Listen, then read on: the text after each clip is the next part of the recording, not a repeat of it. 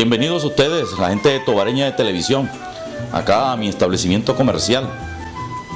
¿Quiere que hablemos de pueblo, arte y oficio? Por supuesto, este es un trabajo que se viene realizando, que fundó mi padre Justo Rosales, con mi mamá Andrea Ovallos de Rosales. Y se fundó hace 62 años este establecimiento comercial, en plena arteria comercial de Tobar. Y mi padre se dedicó a la relojería y la joyería. Esto, pues, es la herencia generacional que hemos llevado y que la seguimos llevando por acá, por este establecimiento, por este arte, este oficio. Han pasado muchas personas. Acá hacemos mención de los que están cerca, como Oscar Velandria, que mi papá se lo trajo cuando apenas tenía 12 años y lo delineó hacia ese movimiento de la relojería. Hoy ya Oscar, pues, jubilado, pero también le dio continuidad generacional a ese trabajo. De igual manera, Antonio Márquez, Orlando Colmenares, Manuel Molina, que se dedicaron a eso, se delinearon. Ahora tenemos un discípulo que es Adrián Rojas, que se ha encaminado hacia ese mundo de relojería, que posteriormente se lo voy a presentar para que todos los tobareños y los que estén ahora a través de la pantalla, que vean a través de la pantalla de la televisión, de Tobareña de Televisión, pueblo, arte y oficio. Qué interesante. Y es plausible esa idea de documentar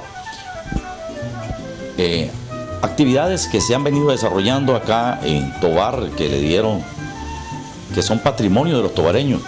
Aquí hay muchas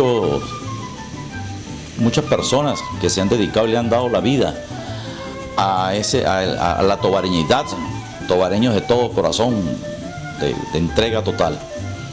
Y quiero agradecerles a ustedes que hayan comenzado, pues, con su servidor, amigo, coterráneo, y poderles hablar un poco sobre lo que ha sido el mundo de la relojería en la ciudad de Tobar. Porque por allá en el año 1954-55, yo nací en el año 1957 y, literalmente hablando, nací encima de la mesa de la relojería. Eso quiere decirle para todos ustedes que tengo 60 años dentro del mundo del reloj, dentro de este mundo de marcar el tiempo a través de un mecanismo, de saber luego, posteriormente, la reparación de una máquina. Les digo a todos ustedes, había dentro del algo popular, una vez se me dijo, no como los relojeros que le sobran piezas cuando están armando el reloj. Entonces yo le refuté y le dije, el relojero que le sobran piezas no es relojero, es un chapucero. Y obviamente que lo logró entender, porque la relojería sencillamente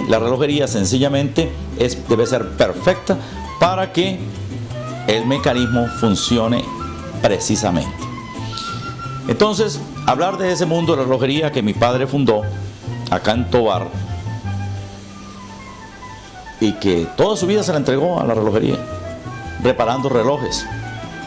Mi papá hizo sus propias herramientas de trabajo. La experiencia se la fue logrando a través de los días, a través del trabajo propio, a través de la entrega, a través de la meticulosidad de lo que es una pieza de relojería, lo que es una rueda, lo que es el principio de la fuerza, porque recordemos que antes venían los relojes que se les daba cuerda, ¿verdad? Y movían todo un mecanismo. Eso, pues, obviamente que se dañaban, y un día que se dañaban, pues papá lo reparaba, y así a su vez yo aprendí relojería. Fue pasando el tiempo. Yo ahorita los voy a invitar a mi mesa de trabajo para mostrarles algunas cosas que son elementales, pero que quiero que ustedes la conozcan, porque gracias a esos elementos, a esas herramientas, yo puedo desarmar un reloj, armar un reloj, ponerlo en funcionamiento y que siga marcando el tiempo con puntualidad como debe ser. El correr de los años de 1954, que ya habían relojes, había muchos relojes bolsilleros, o sea, esos relojes doble tapa, había mucho reloj bolsillero, habían relojes a cuerda. Posteriormente salen los relojes automáticos. ¿Qué quiero decir? Que con el movimiento era que se daba cuerda, no había que autoalimentarlo a mano, sino que él mismo, con un sistema ideado posteriormente por los suizos, se hizo el reloj automático. Y así la relojería evolucionó. Era arte llevado a la micromecánica. Porque hablar de una máquina de ese entonces, que todo se hacía prácticamente a mano, ver las ruedas, ver las piezas, ver las platinas, el corte de las platinas, todo el reloj era montado en rubíes, que son esas piedras rojitas para que los bujes de las ruedas no se desgastaran, ¿sí? Entonces, eso fue la evolución progresiva. Y luego, pues, en mi mesa de trabajo les voy a mostrar cómo evolucionó la relojería y hasta dónde llegamos, partiendo hasta este reloj de arena, ¿sí? El reloj de arena que tanto lo hemos visto en algunas oportunidades, ¿sí? Que marca un tiempo determinado. Por ejemplo, este reloj es de 5 minutos, ¿sí? Es un instrumento de medición de 5 minutos. Él va cayendo la arena y cuando ya termina, se voltea y vuelve así, y comienza de nuevo el conteo, ¿sí? Para cronometrar el tiempo. Ahí vienen relojes de arena, hay relojes de sol, hay relojes de agua, que la evolución de la relojería lo fue dejando a un lado, pero quedó documentado con piezas como esta que se pueden mostrar hoy, y que a lo mejor muchos de los que están viendo en este momento la Tobareña de televisión o este canal de televisión no lo conocían, ¿sí? Instrumentos como este para medir tiempo. Bien, yo los voy a invitar a ustedes para que pasemos a mi mesa de trabajo y podamos detallar algunas cosas para luego llegar a la relojería electrónica, a la microelectrónica. Los invito, nos vamos.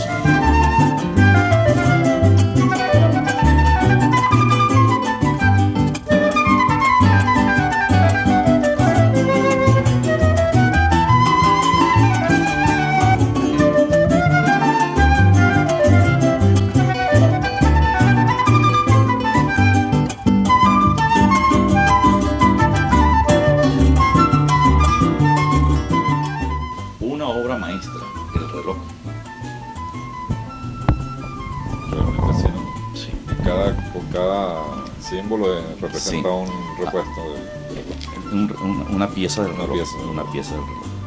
Había algo acá que es bien interesante. Estos son los famosos rubíes, ¿ven? Okay. ¿Sí? Aumentado 50 veces. ¿Por qué el rubí?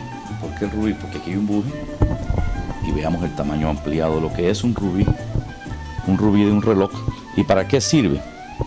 Para que el buje no se desgaste, para que el buje no roce con el metal, entonces él no se va a desgastar. Por eso se dice que el reloj que venía montado, mientras más rubíes traía, el reloj era de mayor precisión y mayor durabilidad. Que aquí te voy a mostrar algo que es bien interesante. Esto.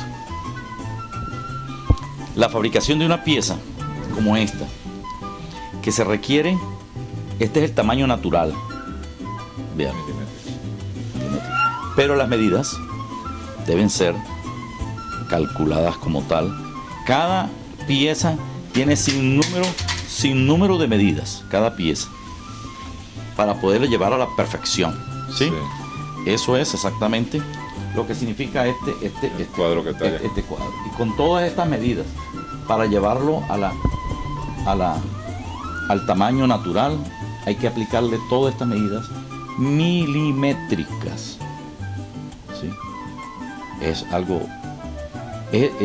para la época 1960, pues de alta ingeniería, obviamente. De alta ingeniería. Siempre ha sido alta, Bueno, ¿no? siempre ha sido alta ingeniería.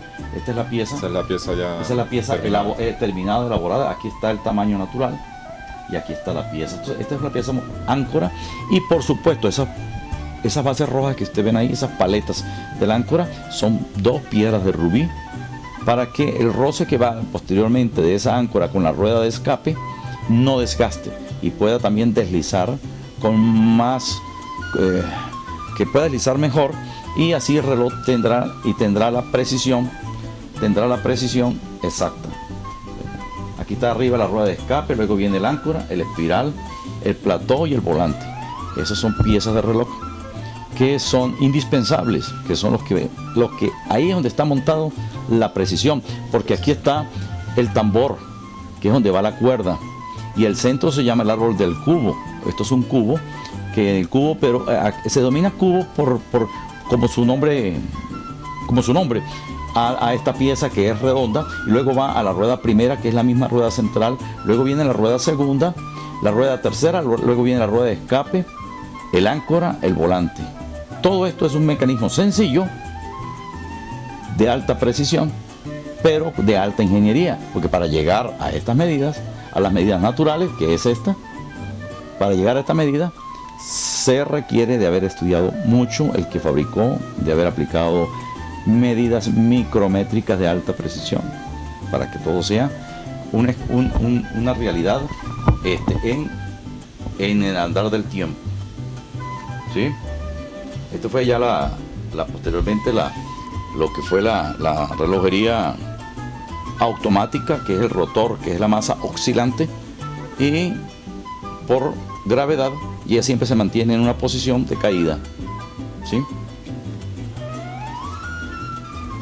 Entonces, esto que les estoy mostrando acá es fíjate que aquí tenemos todas estas piezas de relojería, todas estas piezas que componen este reloj. Esto es un Omega 561 que lleva toda esta cantidad de piezas para llegar a la conclusión de que unidas todas sea un instrumento de medición de alta gama, de alta precisión. Esta es la famosa rueda de escape. Bueno, vamos entonces a la mesa de trabajo, Omega y el secreto de la medida del tiempo. Recordemos que Omega fue el reloj que llevaron los astronautas en el Apolo 11 a la Luna. Aldrin, y Neil Armstrong. Neil Armstrong fue el primer hombre que colocó el pie sobre la Luna.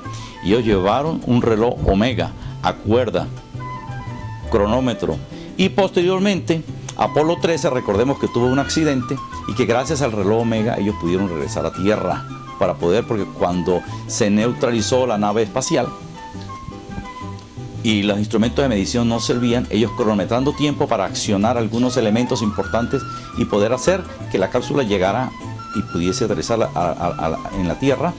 Entonces Omega recibió el premio Snoopy que se da en los Estados Unidos a quienes ayudan a salvar vidas, y Omega como mención a la relojería suiza y el instrumento de medición que contribuyó y que colaboró para que llegaran estos astronautas de nuevo a Tierra sanos y salvos.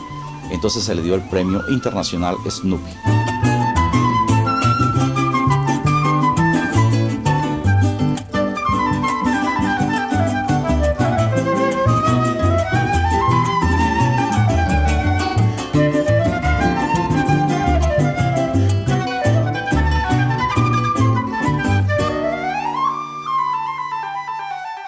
Ubicados acá ya en la mesa del trabajo, esto es una mesa que se ha diseñado pues para esta actividad de relojería.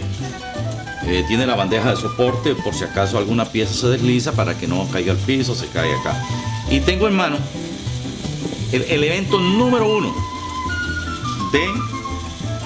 para trabajar relojería. ¿Qué es esto? Una lupa. Pero una lupa que ya la practicidad por el tiempo, por los años, nos permite hacer esto, ¿sí? Colocarlo y luego poder observar las piezas multiplicada muchas veces, ¿sí? Entonces con esta lupa, que para mí eso es un elemento que se adhiere a mi cuerpo, y cuando la uso, no me causa ninguna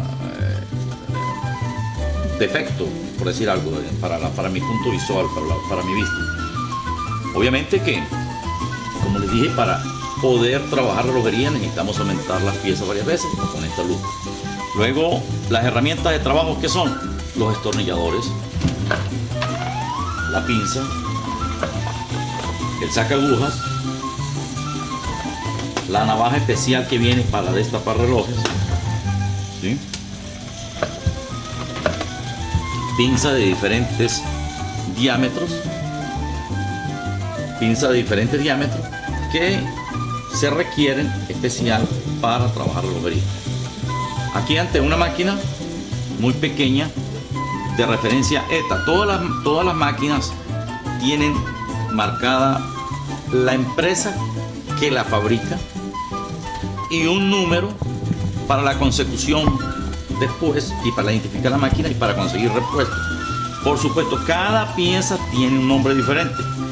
El reloj desarmado como tal tienen nombre, cada pieza tiene nombre diferente que se unifica en todos los relojes, pero tamaños diferentes, diseños diferentes, que en concordancia con la referencia del reloj y con el tamaño del reloj.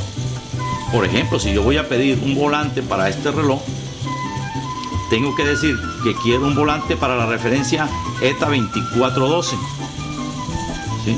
Y eso ya en el mundo se conoce ETA 2412 como esta máquina. Por supuesto, todas las máquinas tienen referencias diferentes. En la invasión que tuvimos por parte de los japoneses en el año 1980 hizo que cambiaran muchas cosas en la relojería. Recordemos que los padres de la relojería y en la precisión son los suizos, ¿sí? Por eso no hay nada más preciso que un reloj suizo. Así es, porque los suizos se especializaron. A pesar que ya los árabes, los chinos tenían relojes o instrumentos de medición, que eran el reloj de arena, el reloj de agua y el reloj de sol. Entonces los suizos hicieron los mecanismos micromecánicos de alta gama, perfeccionándolos cada vez más, y empresas se dedicaron a eso. Está la empresa AS, la empresa ETA, la empresa de la Rolex, de la Baume & Mercier, de la Vacheron Constantin, empresas de relojería de familia que se dedicaron a perfeccionar las maquinarias. Cuando en el año 1900, por allá llegando a los 1980, que empezaron los japoneses a invadir el mercado relojero con los relojes digitales, desplazaron a los suizos porque la gente quería instrumentos de mayor precisión, y los suizos, a pesar de ser instrumentos de alta gama, llegaban con un rango de error de 1 minuto cada 6 meses, y los japoneses inventaron el reloj digital que tenía un margen de error de 0.001 al mes. Eso significa que eran de extrema precisión. Entonces la relojería suiza tuvo que reestructurar su línea de trabajo y se fusionaron. ¿Cómo se fusionaron? Las empresas, grandes familias relojeras de Suiza, se fusionó en una empresa que se llama la SMHI, Social Machine Horlogerie International, o sea, la Sociedad Internacional de Relojería, dicha en español.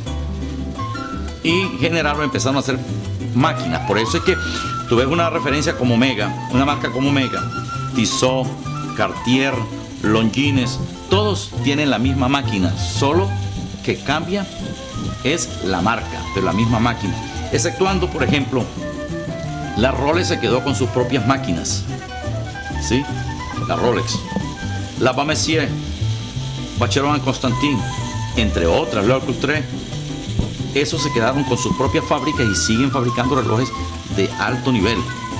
Recordemos que hay relojes muy costosos en el mundo, dependiendo de su precisión, de su fabricación, del arte aplicado a la máquina y de la pieza terminada como tal, ¿sí? Entonces, hablándoles de esta máquina que está montada en rubíes, en micro rubíes. Estos son relojes muy precisos. Este es el volante montado con un rubí que se llama Linka Block. Y luego cada rueda, aquí tenemos la rueda de segundos, la rueda de escape, la rueda primera y la rueda tercera montadas acá en una máquina hermosísima de fabricación por la ETA. Este reloj data más o menos del año 1960 y 65 aproximadamente. ¿Sí? Esta fabricación. Bueno, la relojería fue evolucionando desde que partimos de, por ejemplo, esta pieza, que es una pieza muy especial, ¿sí? De la Kingley. Y el reloj es pintado a mano. Claro, ya el tiempo lo ha deteriorado con los años. Este reloj es a cuerda. Cada 24 horas había que darle cuerda. La cuerda para la campana y la cuerda para las agujas. Tenía 2 cuerdas. El botón central que es para mover las horas. Este es un reloj muy hermoso que el tiempo lo ha deteriorado, obviamente.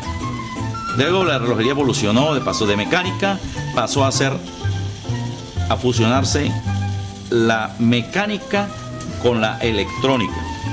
Esto los suizos lo entendieron muy bien y empezaron a fabricar relojes mitad mecánico, la otra mitad electrónico, que ya no se trabajaba a cuerda.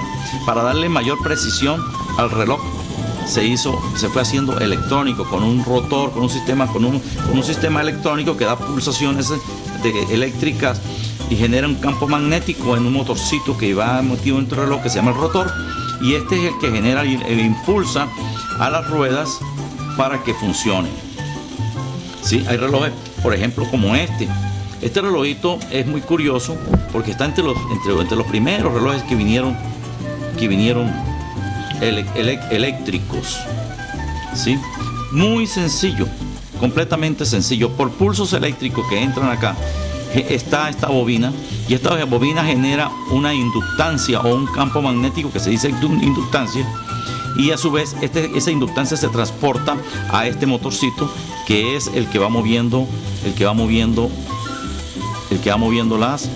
las ruedas, y no lleva sino solo una rueda central, que a su vez con un mecanismo de conversión para hacer la aguja horaria y los minutos son estos, y a su vez con un piñón que se llama la rueda de transmisión de minutería, transmite esa información a una rueda más grande, que es la rueda horaria.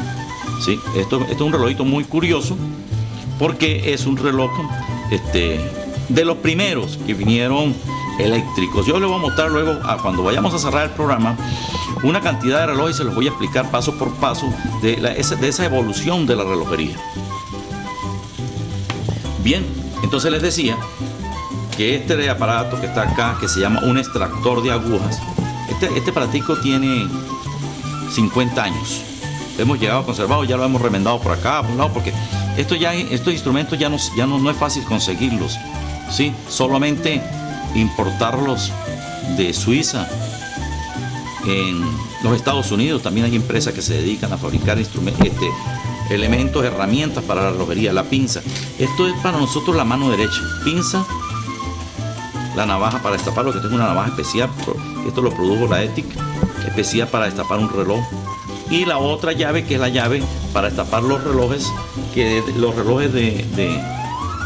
rosca, de tapa de rosca. Yo les voy a mostrar ahorita, si me dan la oportunidad, para que esta pieza, esta maquinita, esto es un elemento, una herramienta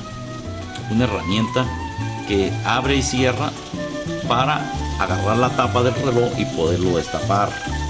Por ejemplo, como este Seiko 5, esto tiene tapa de rosca, y en estos puntos que están acá, el reloj se puede destapar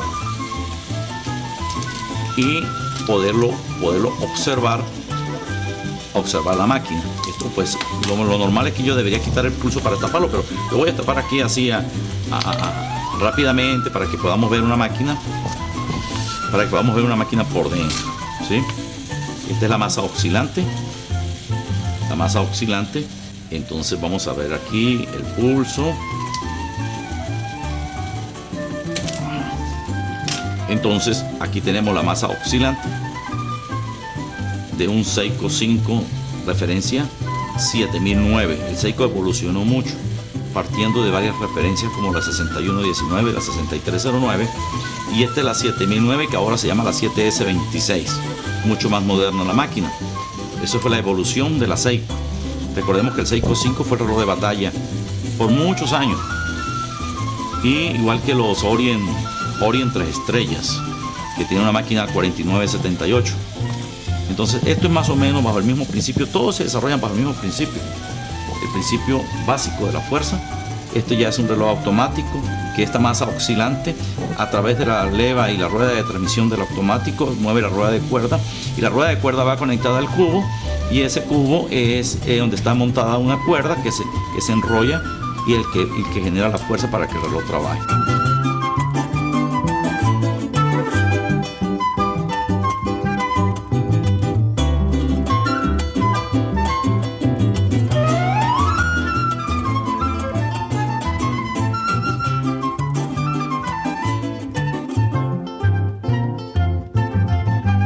Este es un reloj coreano, chino, lo que nosotros denominamos un reloj de pared, el reloj de pared, que lo reconstruimos. Recordemos que relojería de todos los tamaños. No sé si ustedes se enteraron que nosotros tuve la oportunidad de reparar el reloj del santuario de Nuestra Señora de Regla acá en Tovar. ¿Sí? Hace 4 años que lo entregamos. Ese reloj es un reloj de relojería grande, gigante, que se reconstruyó totalmente y que ahí está funcionando. Este reloj es un reloj de la relojería grande, que este es el áncora, y ahí está la rueda de escape, que es la que se va moviendo, la rueda de escape. Por supuesto, aquí falta la base del péndulo. Aquí va un péndulo, que es donde cuelga el péndulo. Bueno, así, estas son las dos cuerdas, la cuerda de la campana y la cuerda de la hora, independiente. ¿Por qué? Porque este lo lleva 2 mecanismos. Inclusive hay relojes que traen 3 cuerdas, que se denomina catedral, porque una cuerda es para las agujas, para el mecanismo del reloj como tal, para lo que es la métrica del tiempo. La otra cuerda es cuando el reloj le indica que debe sonar. Entonces esta cuerda es la que impulsa las campanas, para que el reloj tenga sus campanas, que es esto. Este sería el martillo que golpea a la campana.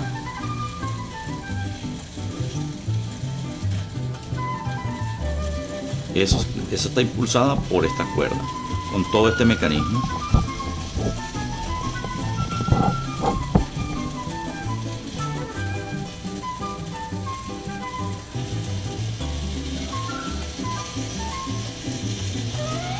Bueno, les he hablado mucho de lo que es les he hablado de lo que es la relojería y de la historia del por qué estamos acá.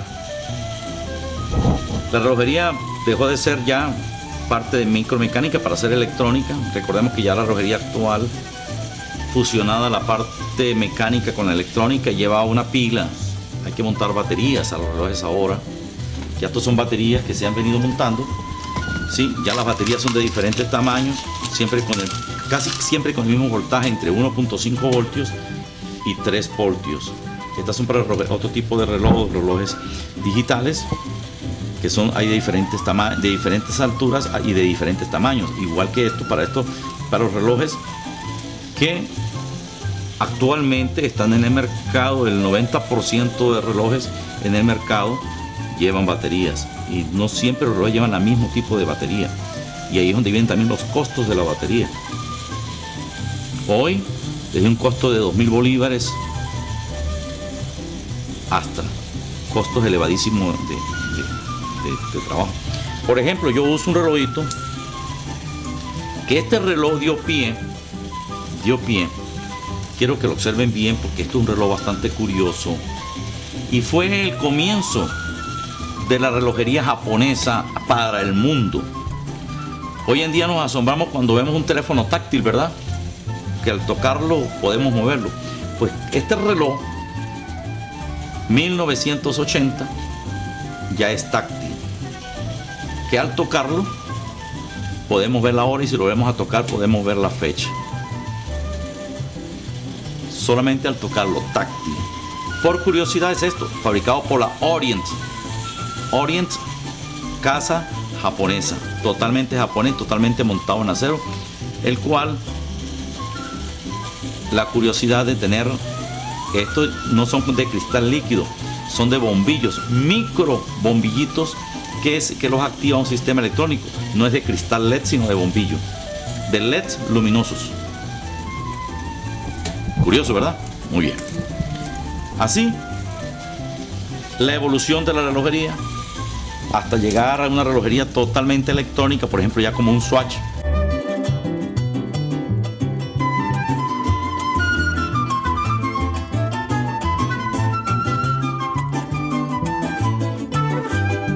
Bueno, amigos que están en sintonía de Tobareña de Televisión, pues tal como les indiqué anteriormente, quería mostrar algunas piezas de relojería. Por ejemplo, este reloj esqueleto que está acá, que tiene el mapa mundi, que tiene un ciclo, él va girando y es el que hace funcionar el mecanismo, las agujas. Trabaja a cuerda, la cuerda le dura 365 días, le dura la cuerda a este reloj. En la generación de relojes de esqueleto tenemos esta pieza, que es una pieza muy bonita, muy importante. Luego viene la generación de relojería eléctrica, que es como esta pieza. Esta pieza trabaja a batería, tiene una bobina que genera un campo de inductancia, y suelta este péndulo, que es esta es la oscilación de ese reloj, y lleva un sistema de rueda de escape que a su vez mueve todo el sistema de las agujas. Esta generación de relojes, la básica de relojería eléctrica, no es electrónica, porque solamente un paso de corriente a través de una bobina, y esa bobina genera el campo magnético que va moviendo este péndulo, que es magnético también. Y así fue evolucionando la relojería. De relojes de pared, como les dije, el reloj, por ejemplo, de la iglesia de Nuestra Señora de Regla, del santuario Nuestra Señora de Regla, Cantobar, que lo reparamos, un reloj hermosísimo, compuesto, o tiene 3 cuerpos, ese reloj. 3 cuerpos, ¿qué significa? Que es un cuerpo para las agujas, un cuerpo para los cuartos que da los 15, los 15 minutos, los 30 minutos, los 45 minutos y la hora, y otro cuerpo que es la campana de la hora, que da la cantidad de horas que está en la marcación de las agujas. También reparamos el reloj de Guaraque, de la iglesia de Guaraque, de Santa Bárbara, la iglesia de Santa Bárbara en Guaraque. También reparamos ese reloj. Ese reloj tiene 2 cuerpos, porque ese reloj solamente da la hora y la media, más nada. Bueno, en mi aval pues tenemos eso en el ámbito relojero. Tiene una mostrar esta pieza es un Ball Clock, una pieza muy bella, muy hermosa. Vamos a ayudar si damos un poquito de inclinación acá para que lo puedan ver trabajar. Eso es una pieza de fabricación norteamericana, se llama Ball Clock o reloj de balines. Aquí, por ejemplo, son las 4:25 y 3 aquí son las 4:28 minutos, bien sea de la mañana o de la tarde, de la madrugada o de la tarde. 4:28. Ya van a ver ustedes que este reloj trabaja con una pala que recoge los balines y los va soltando. Ya lo van a ver ahorita cuando suelte el cuarto balín, para pasar a ser las 4:29 minutos. Aquí viene ya la pala a recogerlo. Bueno, estos son piezas especiales. Esta es pieza eléctrica, ¿sí?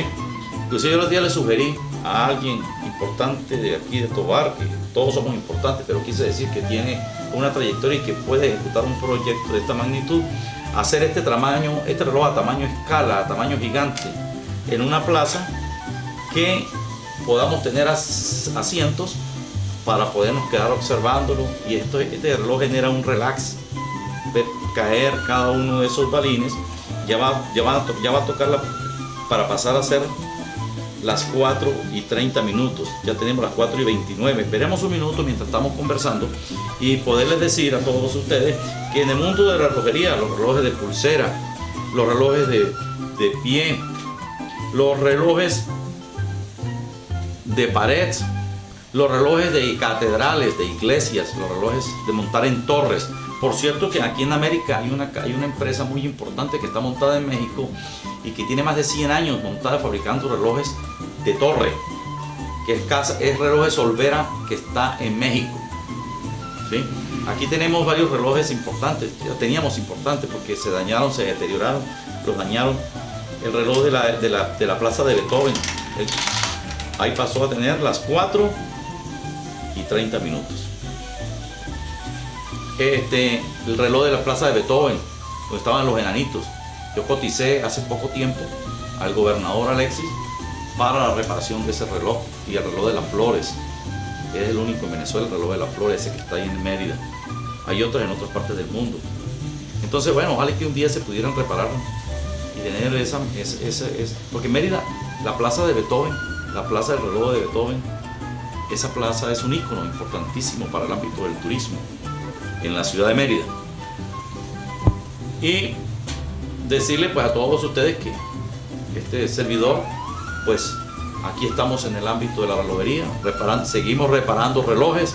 Ahora tengo este muchacho que está acá, Adrián Rojas, que está llevando esa línea de trabajo de relojería. Ya se dedicó a ser relojero y que Dios le va a dar mucha vida para que camine por ese camino tan bonito como es el camino de reparar los instrumentos de medición, como es el reloj.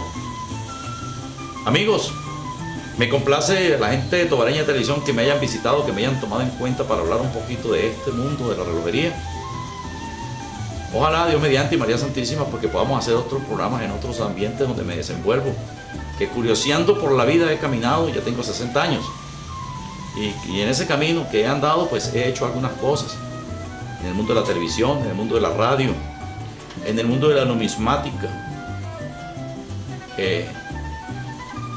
Y poderles decir que estoy completamente a la orden, a su servir, en lo que esté y consideren que yo pueda participar. Aquí estoy, soy de brazos abiertos y con la frente en alto en la ciudad de Tovar, como me dijo mi padre: caminas por las calles de Tovar, que las calles de Tovar te van a recibir con toda su gente.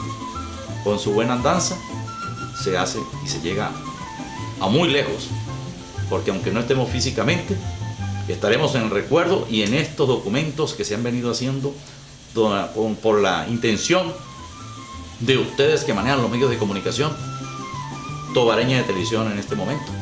Y queda esto documentado para que el futuro pues pueda mostrar que por acá, por estas tierras, pasamos y que dejamos estos trabajos. Entonces será pues hasta otra oportunidad, hasta que ustedes quieran. Dios me lo bendiga.